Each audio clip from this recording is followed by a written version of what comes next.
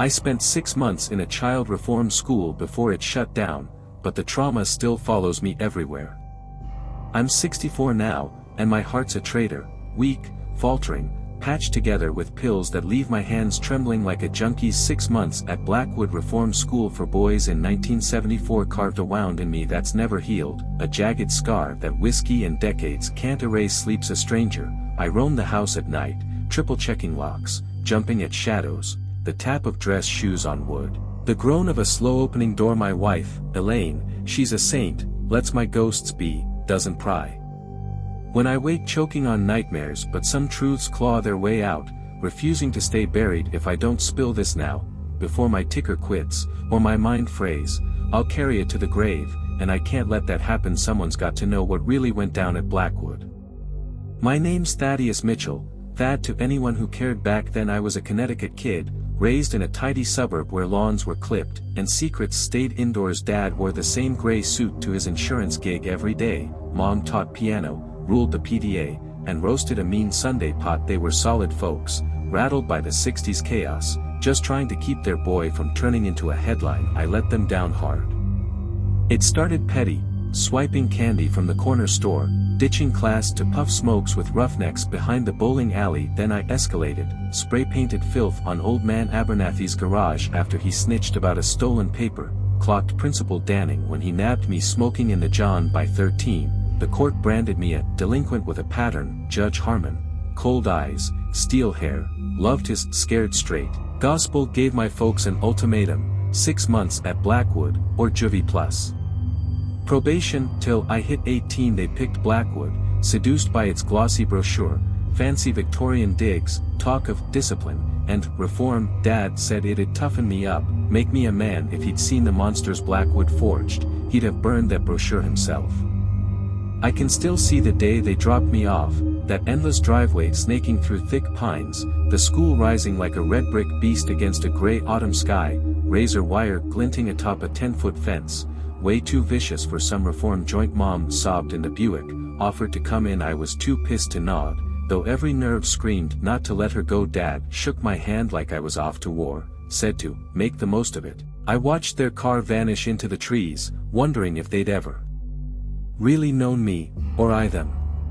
Headmaster Thorne greeted me, tall, skeletal, eyes sunken like pits, skin so pale it glowed under the hall lights. His handshake was a dead fish, his voice a weird, muddy accent I couldn't pin. Welcome to Blackwood, young man, he said, gaze sliding past me. We've turned many a wayward soul into pillars of society. He didn't say what kind of society. They stripped me bare, searched me, hosed me with delousing spray, shoved me into stiff gray slacks, and a shirt that chafed. Took my watch, my wallet, Granddad's old Swiss Army knife, said I'd get M back when I left. Spoiler, I didn't.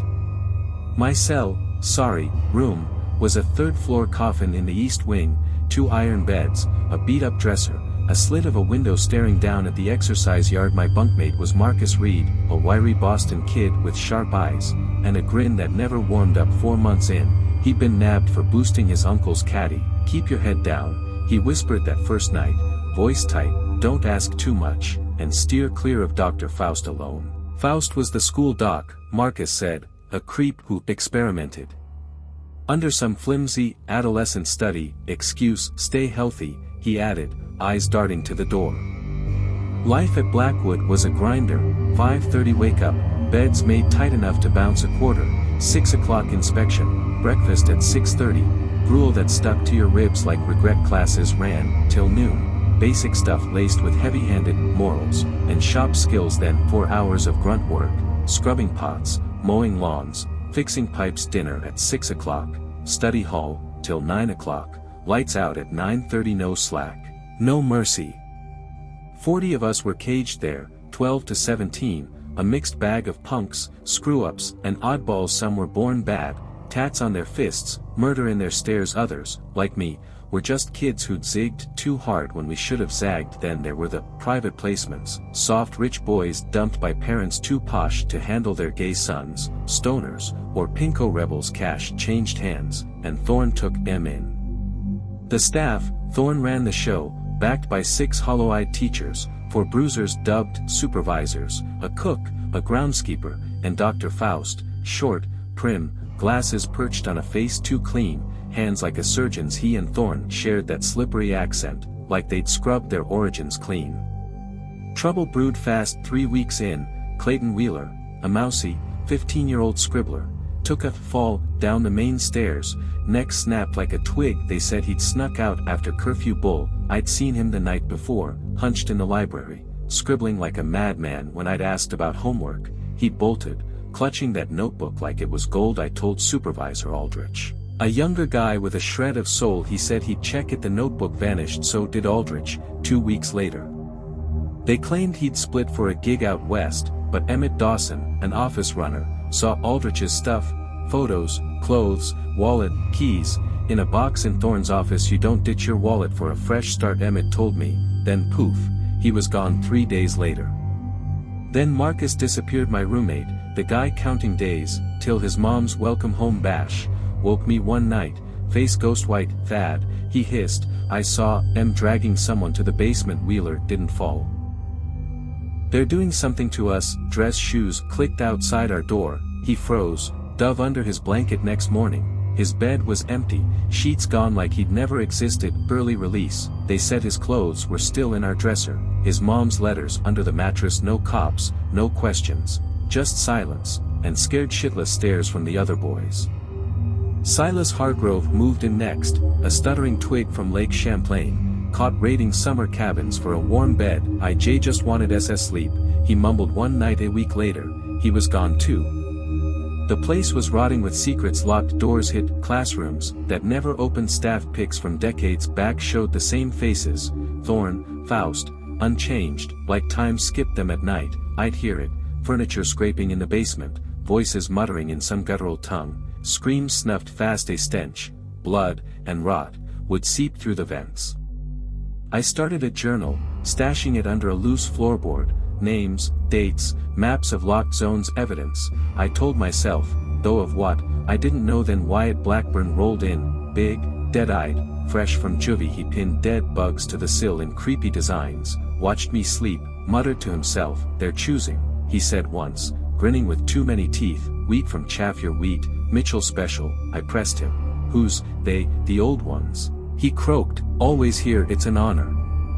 I got paranoid, plotting escape. The fence was a fortress, 10 feet, razor wire. The woods beyond were a frozen maze. No phone, no mail got out unopened. But the basement nodded me. Boys went down for therapy, came back blank-eyed, or didn't come back. That's where the answers hid. December hit hard, snow piled high, the old building moaning in the cold. Work detail landed me with Weiss, the crusty groundskeeper, patching pipes. One day, he left me alone in a bathroom next to a locked zone. I pried off a vent grate, and crawled through, skinny enough to fit on the other side.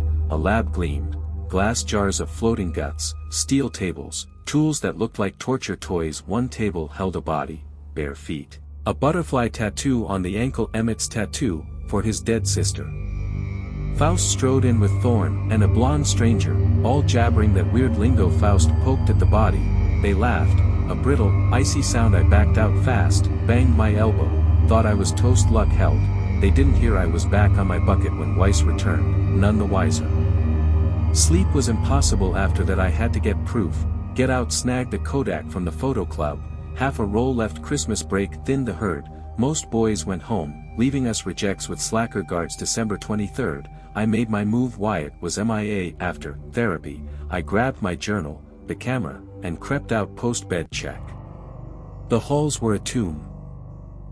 Creaks, hisses, nothing else. I hit the service stairs, dodging the main drag. Plan was to hit the lab via the vent, snap pics, and bolt. But on the first floor landing, voices stopped me cold. Thorn and Faust, clear as day. Mitchell's resistant, Faust said, blood markers we've hunted for. He could be useful with conditioning. The others, Thorn asked. Failures. Hargrove's tissue was decent, Reed's brain had promise, rotted too fast post-extraction. I choked, Marcus, Silas, and they heard it. Shoes clicked up the stairs. I bolted for the file room. Emmett had mentioned a busted window lock. A horn wailed, shrill, and warped, answered by howls from the woods. Doors slammed, footsteps thundered, voices barked that alien tongue. They were hunting me.